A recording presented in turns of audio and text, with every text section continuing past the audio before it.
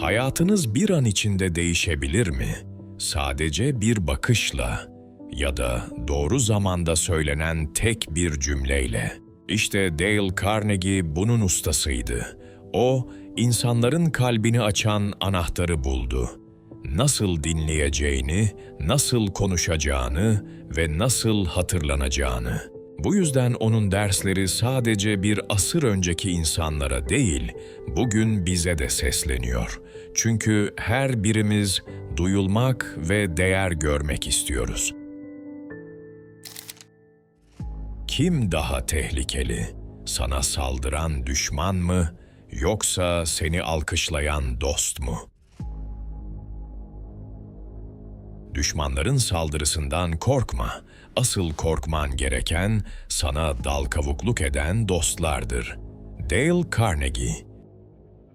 Bir iş adamı vardı. Her toplantıda herkes aynı şeyi söylerdi. Harika fikir patron. Sen yanılmazsın. O da inandı. Milyonlarca doları tek bir projeye yatırdı. Hiç kimse dur demedi. Çünkü herkes alkışlıyordu. Bir yıl sonra kapıda sadece iflas ilanı kaldı. Rakipleri değil, dost gibi görünenlerin sessizliği onu yıktı. Düşman seni uyarır ama yalancı dost seni kör eder. Ve en büyük darbeyi en yakınındakiler vurur. Alkış değil, gerçeği söyleyen dostunu ara.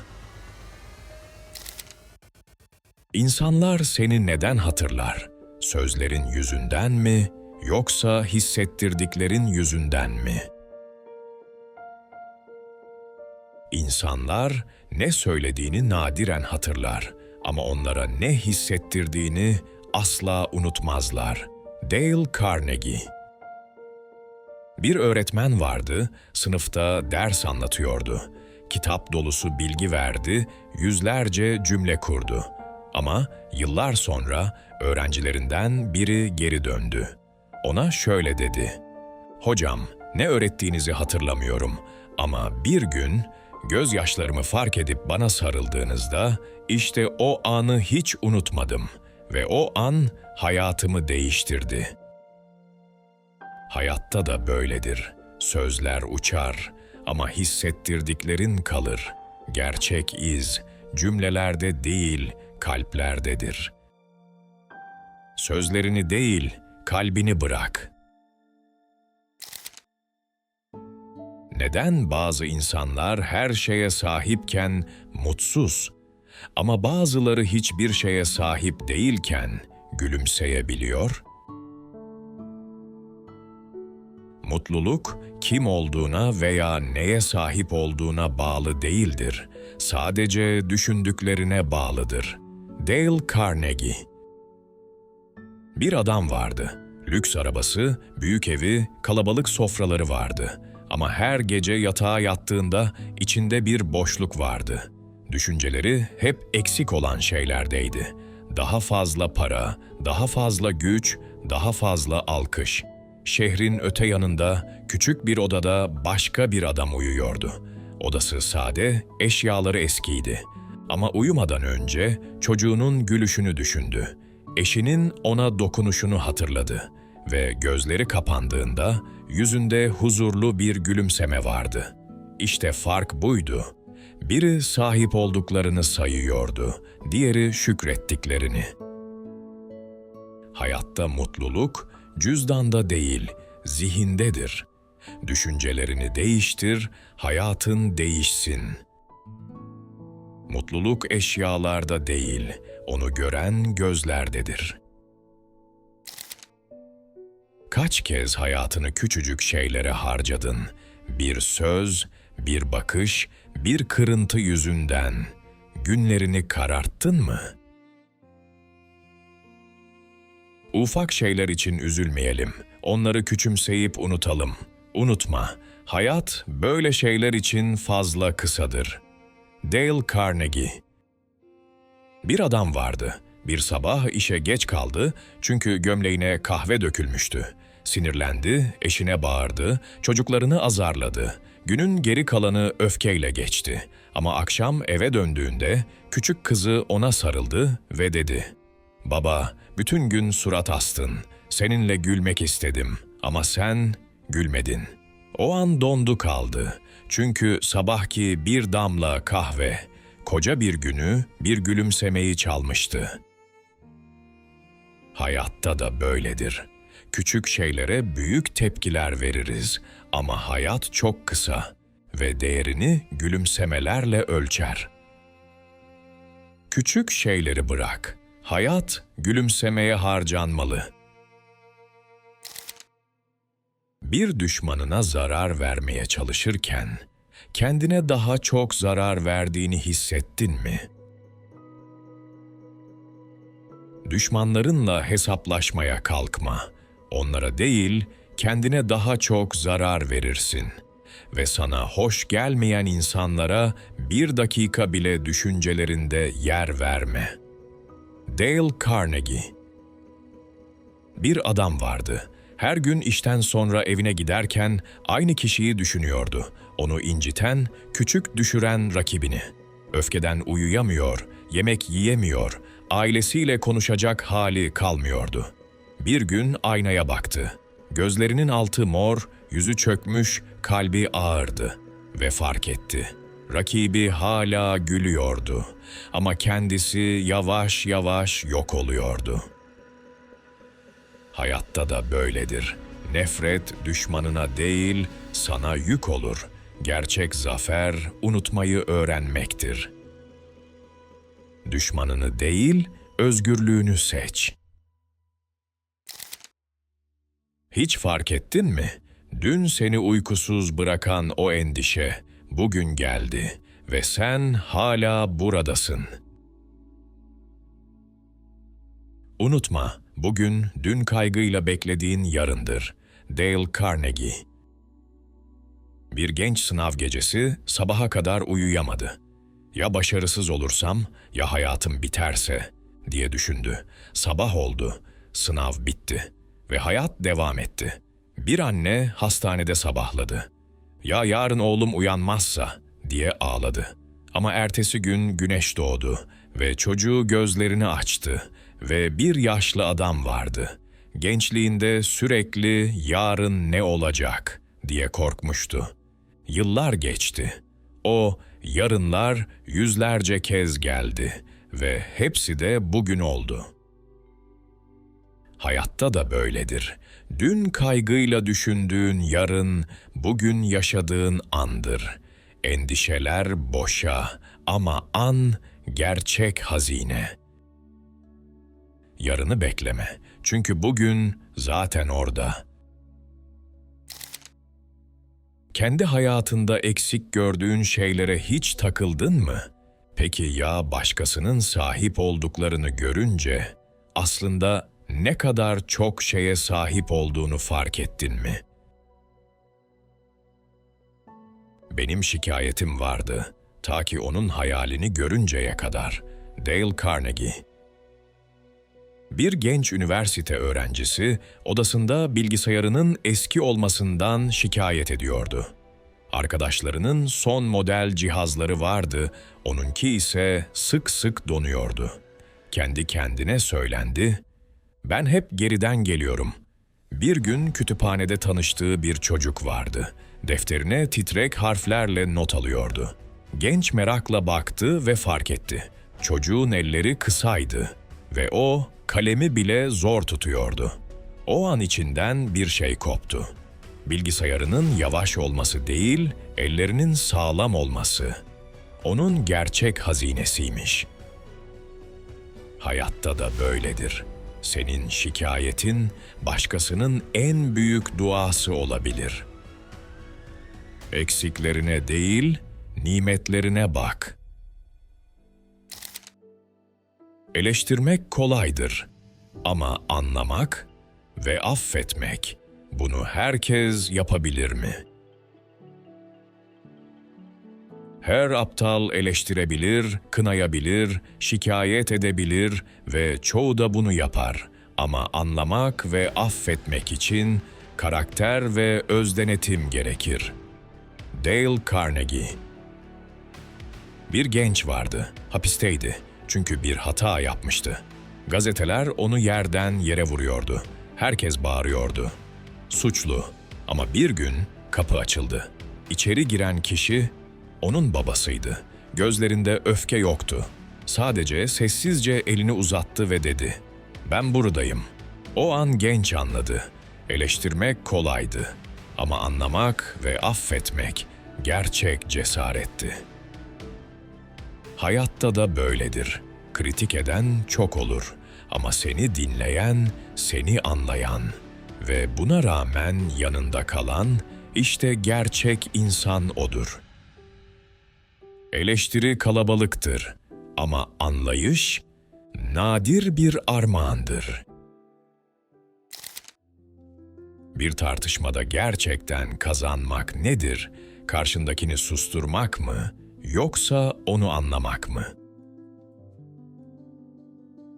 Karşındaki tamamen haksız olabilir ama o öyle düşünmez. Onu yargılama, bunu her aptal yapar. Onu anlamaya çalış. Bunu yalnızca bilge, sabırlı ve olağanüstü insanlar dener. Dale Carnegie. Bir iş toplantısında iki adam karşı karşıya geldi. Biri bağırıyor, diğeri sertçe cevap veriyordu. Herkes kazananı görmek için bekliyordu. Ama içlerinden biri birden sustu. Derin bir nefes aldı ve dedi, "Tamam, senin pencerenden bakmayı deneyeyim.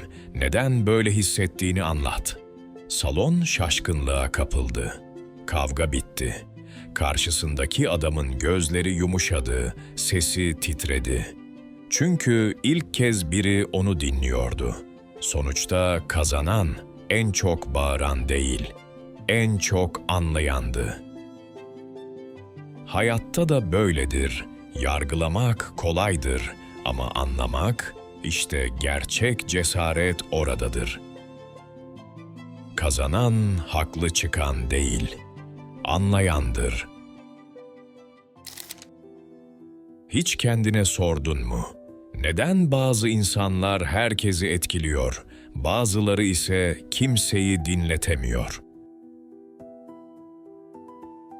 Başkasının yerine geçmeyi öğrenin ve ona neyin gerektiğini anlayın, kendi isteğinizi değil. Bunu yapabilen insanın yanında tüm dünya olacaktır. Dale Carnegie. Bir pazarlamacı vardı. Aylarca ürününü satmaya çalıştı ama kimse onu dinlemiyordu.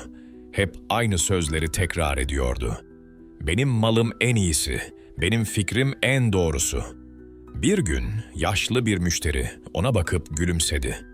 "Evladım, bana ne istediğini söyleme, benim neye ihtiyacım olduğunu sor." O gün her şey değişti. Dinlemeyi öğrendi, karşısındakinin gözünden görmeyi öğrendi. Ve sonunda insanlar onun peşinden gelmeye başladı. Hayatta da böyledir. Kendi arzumuzu anlatmak kolaydır. Ama karşındakini anlamak, işte gerçek güç oradadır. İnsanları kazanmak için konuşma, önce dinle. İnsanları etkilemek mi istiyorsun? O zaman kendi zevklerini değil, onların ihtiyaçlarını düşün. Ben çilekli kremayı severim ama balık nedense solucanı tercih eder. Bu yüzden balığa giderken kendi sevdiğimi değil, onun sevdiğini düşünürüm. Dale Carnegie. Bir şirket müdürü yeni ürünü tanıtmak istedi. Sunumda saatlerce kendi tutkularından bahsetti. "Ben bunu seviyorum, ben böyle istiyorum." Ama salon sessizdi, kimse ilgilenmedi. Başka bir gün aynı salonda genç bir çalışan söz aldı. Önce insanlara sordu. "Sizin işinizi ne kolaylaştırır? Hangi sorununuz çözülse hayatınız daha iyi olurdu." Ve ürünü onların gözünden anlattı. Sonuç, alkış koptu. Çünkü insanlara kendi sevdiğini değil, onların aradığını sundu. Hayatta da böyledir. Başkalarını kazanmak istiyorsan, önce onların solucanını bul. İkna, kendi sevdiğini satmak değil, karşındakinin ihtiyacını duymaktır. İlişkilerde gerçekten bal toplamak mı istiyorsun? O zaman önce arıya zarar vermemeyi öğrenmelisin. Bal toplamak istiyorsan kovanı devirmeye çalışma. Dale Carnegie. Bir köylü vardı. Aceleyle bal almak istedi. Kovanı tekmeledi, arılar öfkeyle saldırdı ve elindeki bal yerine vücudunda acı verici yüzlerce iğne kaldı. Bir başka köylü ise sessizce yaklaştı. Yavaşça tütsüyü yaktı, elleriyle değil, sabrıyla arıları sakinleştirdi ve kovandan tatlı balı topladı. Ne arılar zarar gördü, ne de kendisi. Hayatta da böyledir. Öfkeyle, kavgayla istediğini alamazsın ama sabır ve nezaketle kapılar kendiliğinden açılır. Bal sabırla gelir. Öfke sadece iğne bırakır. Hiç hissettin mi? Biri seni dost gibi görmedi. Sadece kendi çıkarı için kullandı. O an ne yapmalısın? Biri seni kendi amaçları için kullanmaya çalışıyorsa, onu hayatından sil. Bir genç iş hayatına yeni başlamıştı. Bir arkadaşı sürekli yanında görünüyordu. Ona kahvelerini taşıtıyor, evraklarını imzalatıyor ve her başarıda sanki kendi payı varmış gibi davranıyordu. Başta genç buna göz yumdu. Belki dostluk böyle olur diye düşündü. Ama gün geldi, aynı adam kriz çıktığında ortadan kayboldu. Ve genç o an anladı. Dost zor günde yanında olandır. Seni sadece kendi hedefleri için kullanan değil. O günden sonra bağlarını kopardı ve ilk kez omuzlarından görünmez bir yük kalktı. Hayatta da böyledir. Seni kullananı taşırsan kendi yolunu kaybedersin. Onu bıraktığında özgürlüğünü geri alırsın. Gerçek dost yük bindirmez. Seninle yük taşır. Başarıya giden yol gerçekten zaferlerle mi döşenmiştir? Yoksa yenilgiler mi onu inşa eder? Başarıyı başarısızlıklardan inşa edin. Cesaretsizlik ve başarısızlık, başarıya giden en güvenilir iki basamaktır. Dale Carnegie. Bir dağcı vardı. Aylarca hazırlandı ama zirveye tırmanırken düşüp yaralandı. Gazeteler yazdı. Başarısız oldu. Arkadaşları fısıldadı. Bitti artık. Ama o aynı dağa tekrar döndü. Bu kez düşmemek için geçen hatalarını tek tek adım yaptı. Ve sonunda zirveye ulaştığında herkes onu kutladı. Ama o biliyordu. Onu zirveye çıkaran alkışlar değil, geçmişteki düşüşlerdi. Hayatta da böyledir. Başarısızlık yolun sonu değil, yolun kendisidir. Her yara seni güçlendiren bir ders olur. Düşüş engel değil, zirveye çıkan basamaktır. Korkuların seni zincirlediği oldu mu? Peki ya onları kabul etmek seni özgür bırakabilse? En kötü sonucu hayal et, onu önceden kabullen ve sonra harekete geç. Dale Carnegie. Bir genç piyanist vardı. Hayatının en büyük konserine çıkacaktı. Ama kuliste titriyordu. Ya hata yaparsam, ya herkes gülerse. Sonra derin bir nefes aldı ve düşündü. En kötü ne olabilir? Yanlış nota çalarım. İnsanlar güler, konser biter. Ama ben hala yaşıyorum. Hala yoluma devam ediyorum. O anda içi özgürleşti. Sahneye çıktı ve öyle bir çaldı ki salon dakikalarca ayakta alkışladı. Hayatta da böyledir. Korku zihin oyunu yapar ama sen en kötüyü kabul edersen onun gücü kaybolur ve o an gerçekten özgür olursun. Korkunu kabullen ve zincirlerin kırıldığını izle. Sence insanlar seni ilk neyle hatırlar? Üzerindeki kıyafetle mi, yüzündeki ifadeyle mi? Yüzünde taşıdığın ifade, giydiğin elbiselerden çok daha önemlidir. Dale Carnegie. Bir iş görüşmesi vardı. İki aday aynı gün kapıdan girdi. İlk aday pahalı takım elbise giymişti ama yüzünde kibir vardı. Gözleri insanlara bakmıyordu. Sanki herkesi küçük görüyordu. İkinci adayın kıyafeti sadeydi ama kapıdan girerken gülümsedi. Sekreterle selamlaştı, yaşlı bekçiye teşekkür etti. Ve o gülümseme, odadaki herkesi aydınlattı. Sonuç, işi alan kıyafeti değil, ifadesi güçlü olan oldu. Hayatta da böyledir. Elbiseler unutulur ama yüzündeki ifade iz bırakır. Giyimin geçici, ifaden sonsuzdur. Gerçek bilgelik nedir? Herkese "ben daha çok biliyorum" demek mi? Yoksa sessizce yolunu göstermek mi?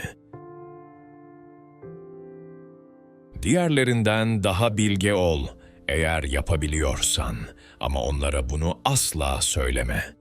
Dale Carnegie. Bir köyde iki doktor vardı. Genç olanı her fırsatta övünürdü. "Ben en yeniyim, en bilgiliyim, en hızlıyım." İnsanlar başta merakla ona gittiler. Ama kibri yüzünden güven yavaş yavaş eridi. Yaşlı doktor ise sessizdi.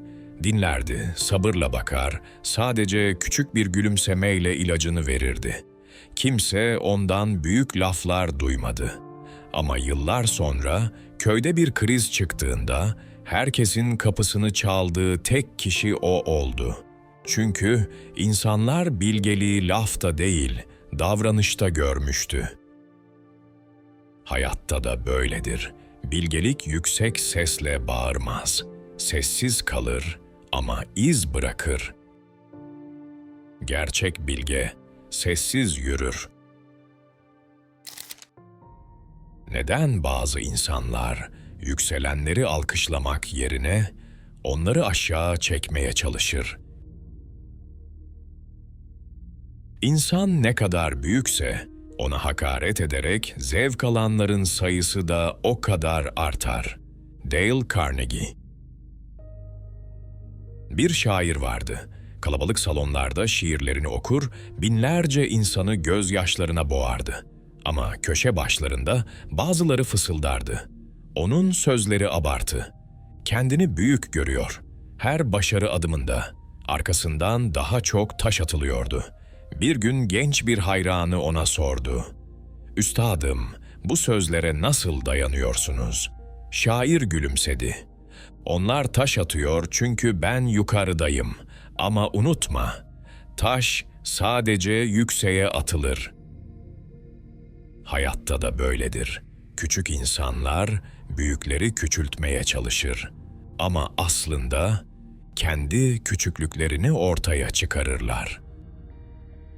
Eğer taşlanıyorsan, demek ki yukarıdasın. Gerçekten uzaklara gitmek mi istiyorsun? O zaman kıyıya tutunarak değil, dalgalara atılarak yapabilirsin. Uzağa giden insan risk almaya cesaret eden kişidir. Korkak bir tekne sahilden asla uzaklaşamaz. Dale Carnegie. Bir balıkçı vardı. Her gün aynı koyda dolaşıyordu. Deniz sakin, yol tanıdıktı. Ama ağları hep boştu. Başka bir genç vardı. O, ufukta dalgaların yükseldiğini gördü. Kalbi korkuyla çarptı. Ama küreğini sıkıca tuttu ve kıyıdan ayrıldı. Fırtına onu sarsarken herkes "geri dön" diye bağırıyordu. Ama o ileri gitti. ve fırtınanın ötesinde balıklarla dolu mavi bir deniz buldu. Hayatta da böyledir. Kıyıya sığınan güvenli kalır ama yerinde sayar. Risk alan, korkuyu aşan, gerçek yolculuğu yaşar. Kıyıya değil, ufka bak. Bilgi gerçekten güç müdür, yoksa onu kullandığında mı güce dönüşür? Bilgi uygulanmadıkça güç değildir. Dale Carnegie. Bir genç kütüphanesinde yüzlerce kitap topladı. Rafları felsefe, psikoloji, iş dünyasıyla doluydu. Her gün saatlerce okuyor, notlar alıyordu. Ama hayatında hiçbir şey değişmiyordu. Bir gün aynı kitaplardan sadece birini okuyan arkadaşı küçük bir işletme açtı. Ve o işletme kısa sürede büyüdü. Genç şaşkınlıkla sordu. "Nasıl yaptın?" Arkadaşı gülümsedi. "Ben senden daha az biliyorum ama sen kitap yazılarını sakladın. Ben ise onları hayata yazdım." Hayatta da böyledir. Bilgi raflarda güç değildir. Ama uygulandığında dünyayı değiştiren kıvılcım olur. Bilgi zihinde değil, eylemde güçtür. Bir insana bir şey yaptırmak ister misin? Onu zorlayarak mı? Yoksa onun içinde kıvılcım yakarak mı? Bir insana bir şey yaptırmanın tek yolu, onun bunu istemesini sağlamaktır. Evet, silah doğrultursan cüzdanını verir ama kendi isteğini bulursa, onun tutkusu mucizeler yaratır. Dale Carnegie.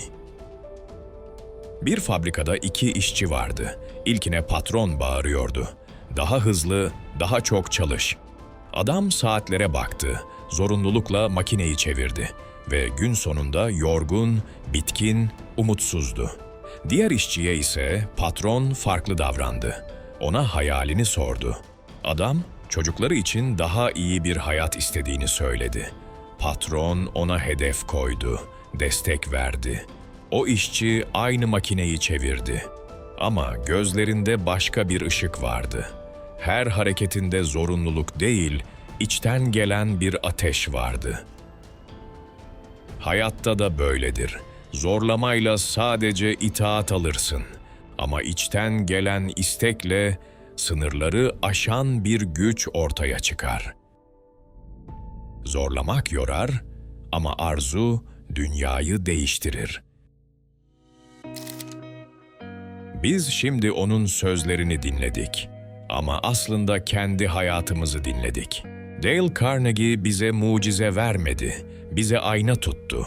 Ve o aynada gördük, bizi yoran korkuları, bizi zayıflatan öfkeyi ama aynı zamanda bizi yükselten gücü. O hatırlattı ki, insanları kazanmak için bağırmana gerek yok, dinlemek yeter. Mutlu olmak için servete gerek yok, şükretmek yeter. İleri gitmek için mucizelere gerek yok, cesaret yeter. Hayat kısa ama doğru bakışla çok derin olabilir. Unutma, insanlar sözlerini unutabilir ama onlara hissettirdiklerini asla unutmaz. Eğer bu sözler kalbine dokunduysa, bizimle kal. Çünkü burada beğeni değil, anlam aranıyor. Abone ol ve birlikte sadece sözleri değil, hayatın kendisini yeniden keşfedelim. Sözler geçer ama anlam kalır.